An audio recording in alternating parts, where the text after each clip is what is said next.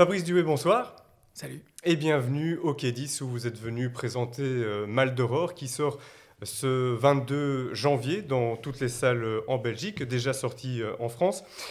Vous l'avez déjà précisé devant le public, l'un des personnages de ce film qui s'inspire librement de l'affaire du Trou, eh bien c'est la ville de Charleroi où se sont produits ces faits. Alors, vous l'avez déjà présenté ce film, comment a-t-il déjà été accueilli, notamment par des Carolos, parce qu'il y a déjà eu une présentation ici à Charleroi? Ouais, plutôt bien.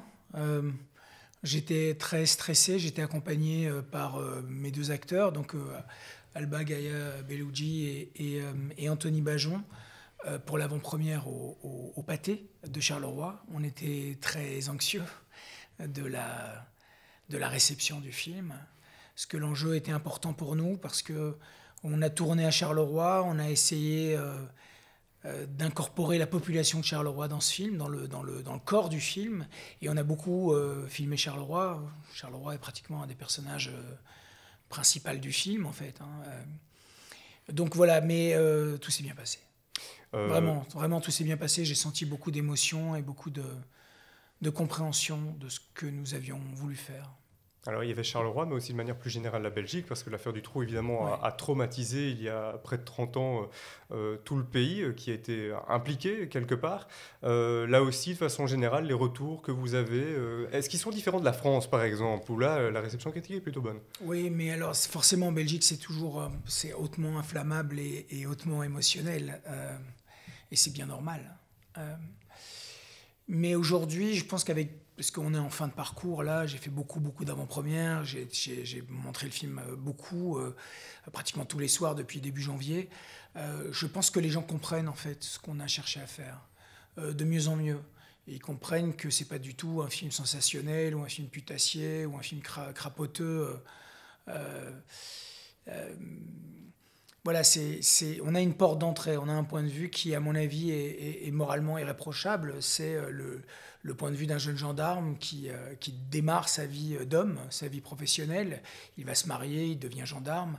C'est un gamin zélé, impulsif, idéaliste, qui vient lui-même d'un milieu très fracassé, très mouvementé. On le comprend très vite dans le film. Et pour lui, devenir gendarme, c'est une volonté de contribuer à son échelle à l'effort de justice commun.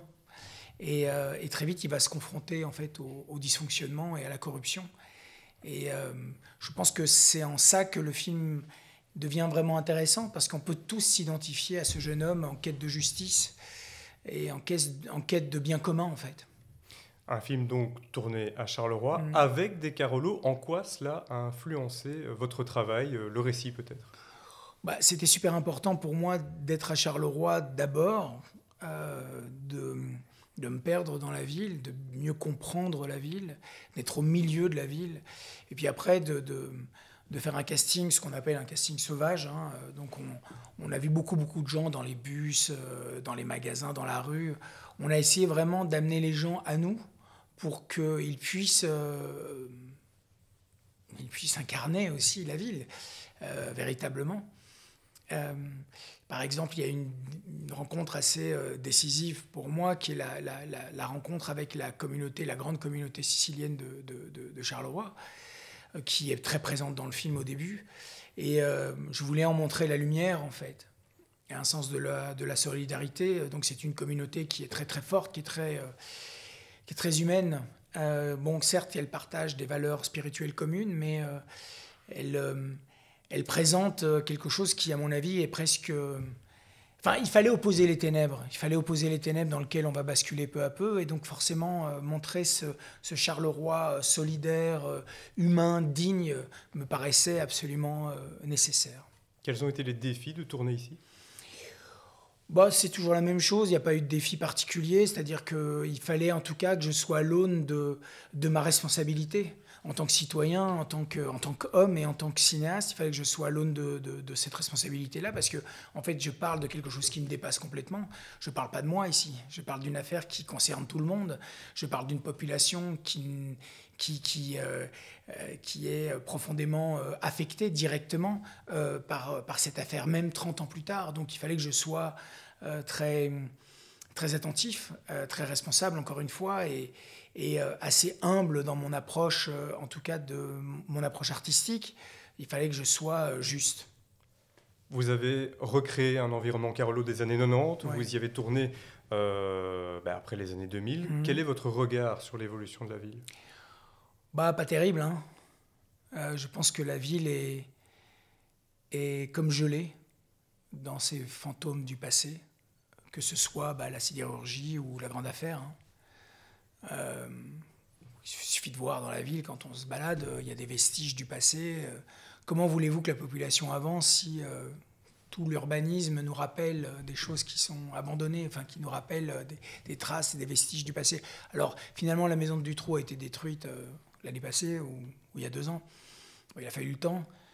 Bon, heureusement, cette cave est toujours là, en espérant qu'on va pouvoir un jour en découvrir ces mystères, hein, parce qu'il y a beaucoup de traces d'ADN et il nécessiterait pas grand-chose en fait pour aller plus avant en fait.